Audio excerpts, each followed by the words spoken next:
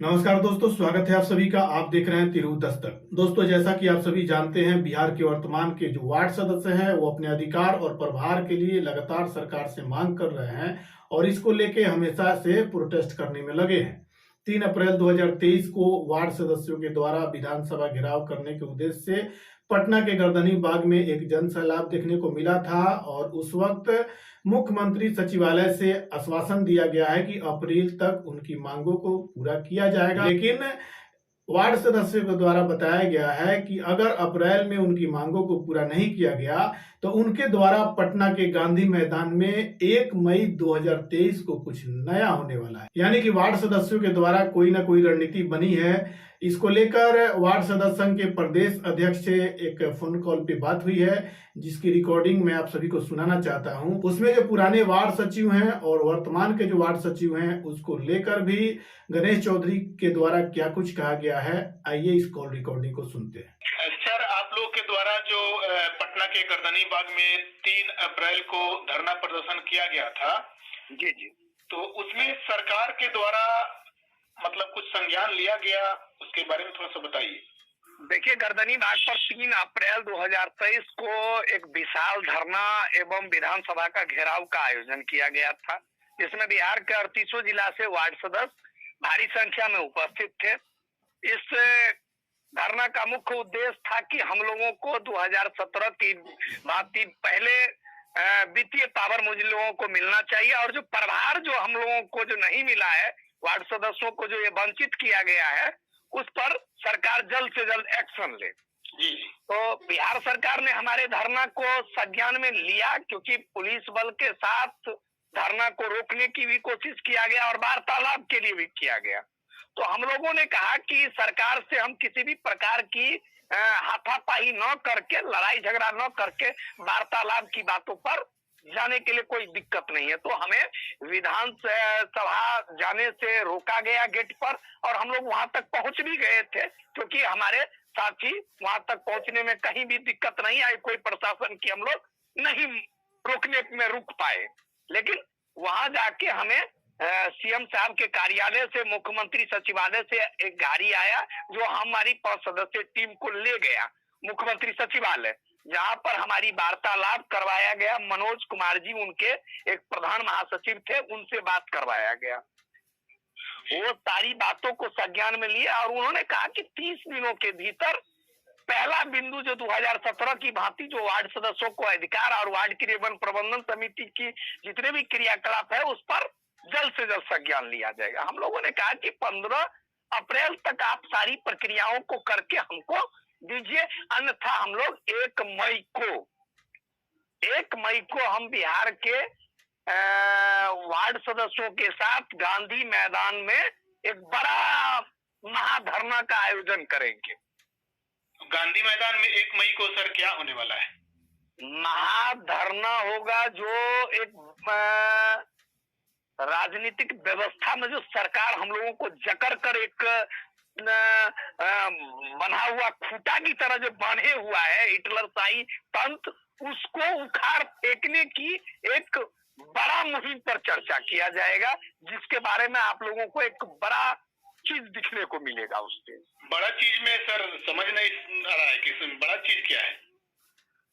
देखिए, मैं यह आप लोगों के पास में पहले से भी पता है, हमने पहले भी आप लोगों को बताया है कि सरकार अगर हमारी बातों को नहीं सुनता है, सरकार अगर इसी तरह से एक अपनी हिटलरशाही तंत्र को और अफसरशाही तंत्र को हावी करके हम लोगों पर जबरन अगर कब्जियत होके रहेगा, क्योंकि हम लोग पहले भी कह चुके हैं कि हम लोग गांव की सरकार हैं, हमें कोई विधायक या एमपी या एमएलए या एमएलसी कोई हमें रोक नहीं सकता है, क्योंकि गांव की विकास को अगर रोकने का मतलब आप देश की विकास को रोक रहे हैं, आप राज्य की विकास को रोक रहे हैं। तो धरना तो बहुत पहले से दिया जा रहा है आप लोग के द्वारा, लेकिन अभी तक सरकार के द्वारा कोई संज्ञान नहीं लिया गया है। और इसको लेके जब जिस तरह से आप बता रहे हैं कि पटना के गर्दनी बाग में विशाल धरना करेंगे, तो इतना धरना प्रदर्शन आप लोगों के द्वारा किया गया, तो क्या इस धरना प्रदर्शन में मांग पूरा होगा?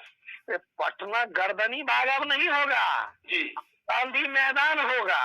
अच्छा, पटना गांधी मैदान में प्रोग्राम आप लोग करने वाले हैं? अपने गांधी मैदान में जो 1 मई को होगा, वो बिहार की एक व्यवस्था को परिवर्तन के लिए एक हुंकार भरा जाएगा।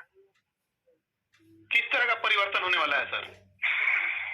ये चीज मैं आपको बता देना चाहता हूं कि हम लोग गांव की जनता के आशीर्वाद से जीत के आए हैं। वोटर ने मुझे वोट दिया है, हैं? तो वोटर की सम्मान में मुझे जो कदम उठाना पड़ेगा 1 मई को हम उठाने के लिए तैयार हो जाएंगे।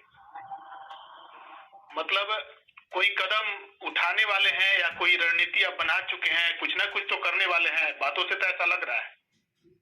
देखिए, हमने स्पष्ट कर दिया है कि गांव की जनता और मतदाता के सम्मान में जिन्होंने मुझे आशीर्वाद देकर वोट देकर यहाँ तक भेजा है, अपनी प्रतिनिधित्व करने के लिए गांव की विकास जो आज 70 सालों में नहीं हुआ था, जिस विकास को, उस विकास की एक छोटी सी एक किरण दिख रही थी, उसे माननीय नीतीश कुमार जी की सरकार, माननीय पंचायती राज मंत्री, नहीं वो सब हम समझ रहे हैं सर, आप बात को गोल मटोल करके घुमा रहे हैं, लेकिन आप 1 मई को कुछ करने वाले हैं, उसको लेके आप सीधा भाषा में नहीं बता रहे हैं। मैं एक चीज आपको बता देना चाहता हूं कि जनता की सम्मान में और गांव की सरकार उस दिन मैदान में उतरने की तैयारी कमर कस लिया है, उस दिन तैयारी के साथ हुंकार भर देगा। वही सर, हुंकार मतलब किस तरह का हुंकार होगा, थोड़ा सा कुछ बताएं। देखिए, मैं आपको स्पष्ट कर देना चाहता हूं कि गांव की जनता का जो कुछ भी दर्द है वो आपको 1 मई को दिखेगा।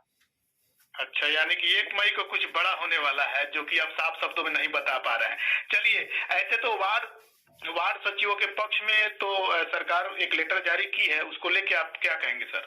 देखिए, नए सचिव के द्वारा वार्ड क्रियान्वयन प्रबंधन समिति चलेगा, उस लेटर से यह स्पष्ट कर दिया है बिहार सरकार, ठीक है जी।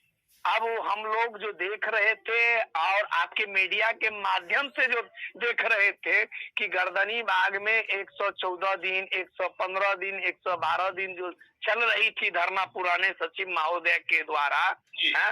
अब उन्हें सरकार के तरफ जाकर ये चीज देखना चाहिए कि उनको उस धरना को सरकार ने मजाक बना दिया, ठीक है, या कहीं से न कहीं से उनको मजाक का पात्र बनाया जा रहा है, क्योंकि सरकार ने यह स्पष्ट कर दिया है कि अब वार्ड क्रियान्वयन प्रबंधन समिति की जो संचालन होगी वो नए सचिव के द्वारा होगी। तो इस पर मैं विशेष कुछ इसलिए नहीं कहना चाहता हूं कि हर आदमी को अपनी अपनी आंदोलन को लड़ने की अपनी हिसाब से लड़ते हैं, लेकिन हमें अब उम्मीद नहीं दिख रहा है कि कहीं पुराने सचिव के लिए कोई सरकार जगह छोड़ रखा है, क्योंकि जब एक लेटर की बात हो रही थी इतना दिन, जो 1912 की कौन लेटर की बात हो रही थी, 1972 की बात है? वो लेटर पर चर्चा हो रही थी। अब तो 31 तारीख को भी एक लेटर निर्गत कर दिया गया है। तो इतने लंबे समय से वार्ड सचिवों के द्वारा जो धरना प्रदर्शन किया जा रहा था, उसके बावजूद भी नए वार्ड सचिवों के पक्ष में पत्र जारी हुआ है। जी जी जी, यानी कि पुराने वार्ड सचिवों को नकारा गया है। जी, तो आपको क्या लगता है सर, वार्ड सचिवों के द्वारा जिस तरह से धरना प्रदर्शन किया जा रहा है, हम कहीं ना कहीं ये चीज जानते हैं कि उनके प्रॉपर जितने भी लीडर थे वो सरकार को वह चीज बताने में कहीं ना कहीं अपने आप को असक्षम महसूस कर पाए, या उनकी बातों को सरकार नजरअंदाज कर रही है, या सरकार को जानने की कहीं पर इस बात को सरकार इसलिए नहीं संज्ञान में ले रही है कि सरकार का तो ये तय था कि 1,14,000 वार्ड मेंबर चुनाव हारा है, तो नए वार्ड मेंबर आया है, नई परिभाषा से काम करेंगे। हम तो यही देख रहे हैं कि नई परिभाषा पर सरकार काम रही है, पुराने पर तो चर्चा भी नहीं कहीं कर रहा है अब सरकार। तो पुराने वार्ड सचिवों को कुछ कहना चाहेंगे सर? देखिए, मैं उन लोगों से स्पष्ट करना चाहता हूं कि लोकतांत्रिक तरीका से सरकार के समक्ष अपने आंदोलन को या तेज करे या आंदोलन को रोक ले। अगर वो तेज करते हैं तो उनको मतलब है जो कहीं ना कहीं लेकिन हमें नहीं लगता है कि अब कहीं पर भी वो तेज भी करेंगे तो कुछ, क्योंकि सरकार ने स्पष्ट इसमें लेटर पर लेटर जारी करते जा रहा है। वार्ड क्रियान्वयन प्रबंधन समिति हमारे नए वार्ड मेंबरों के साथ चट्टानी ताकत के साथ खड़ा हुआ है, ठीक है। हम तो अपने नए वार्ड सचिव के साथ में खड़े हैं, वो भी आप लोगों को दिखेगा आने वाले समय में, क्योंकि हमारा जो वार्ड 7 सदस्यीय कमेटी है उसमें हम कभी भी तो नहीं चाहेंगे कि हमारे जो नए सचिव चुन के आए हैं उन्हें बदला जाए।